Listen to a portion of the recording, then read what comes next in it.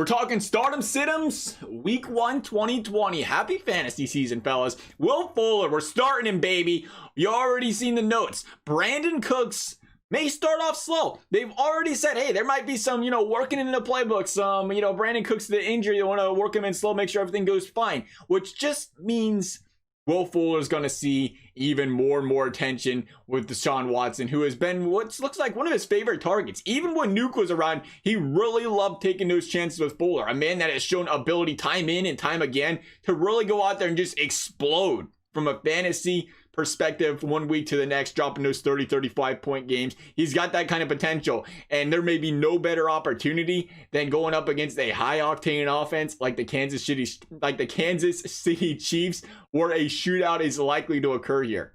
Speaking of a potential high-scoring affair here, we're going to talk Robert Woods. We want to start him against Dallas. Liking Robert Woods here. Again, it's always what's questioning for a lot of fantasy owners because they take him later in the draft. It's like, should we start him? Should we not? The reason he falls is because of how poorly he's been a red zone target. Specifically last year where he only seen 2 touchdowns. But he's been a 1,200 receiving yard guy for a couple years now.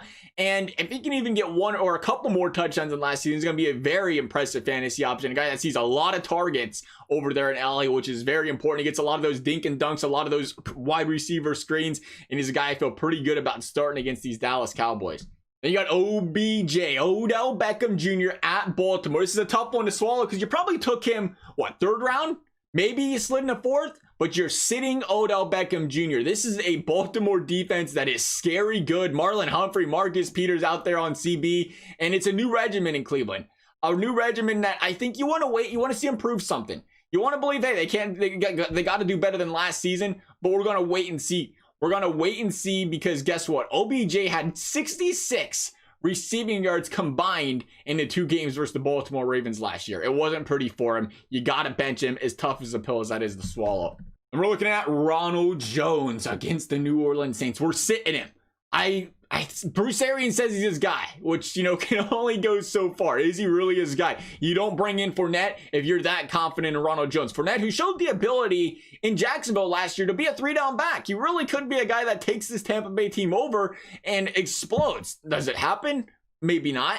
But it's a possibility, and because it's a possibility, and because we've learned over the years with Arians how he can just go out there and he'll start writing a hot hand. You go out there and start hot, he'll bench the other guy the rest of the game. That is a scary thought when you have Fournette, Ronald Jones, all these running backs over in Tampa right now. Even if it's a high-scoring game, I think you wait this one out. I do think I have a lot of faith in Ronald Jones. If he gets the featured back role or the #1 spot on this Tampa team and he proves that, I think there's a lot of potential for this guy down the road. But right now, it's a risky bet early in the season if you have other options.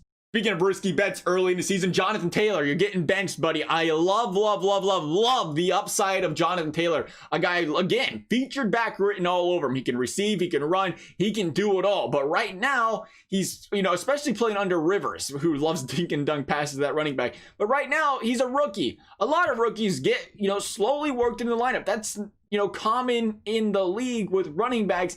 And he's a guy who's, as a rookie, you've seen the Colts kind of hint at him getting involved in the pass game, but they're not fully committed to him yet in the pass game. He's still dropping passes, and they have Naheem Hines, who has been very good as that passing down back. So yeah, he might get some passes this game thrown his way, but it could be a split workload between the two. A split workload between the two that could also be seen with, oh, did you forget about him? Marlon Mack. Marlon Mack, who has more than proven he's a good running back. And yes, again, Jonathan Taylor's the future of this team, but do we wait and see, or there's a great chance, I should say, that they slowly work him in. Maybe the first 2 weeks, maybe the first 3 weeks, he gets going and then he takes control of this offense. But in week 1, he really does look like he could be in a quote-unquote committee role, and you want to wait this one out with him, I think.